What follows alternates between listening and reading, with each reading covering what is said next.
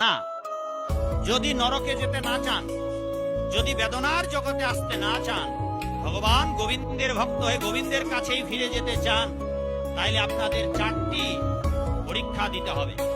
মাত্র 4টি ধাপ পার হয়ে আপনারা গোবিন্দের কাছে যেতে পারবেন। আজ আমরা এই 4টি কথা বলেই ধীরে ধীরে আমরা ভাগবত বিশ্রামের দিকে চলে যাব।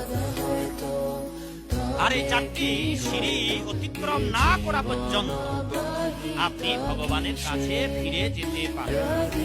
তাই আপনারা চেষ্টা করুন, আর এই 4টি কথা না শুনে আপনারা যাবেন না। আর সবার জন্য হয়তো প্রসাদের ব্যবস্থা আছে, কমিটির ভক্তবৃন্দরা হয়তো প্রসাদের ব্যবস্থা করেছেন, আপনারা প্রসাদ দিয়ে যাবেন।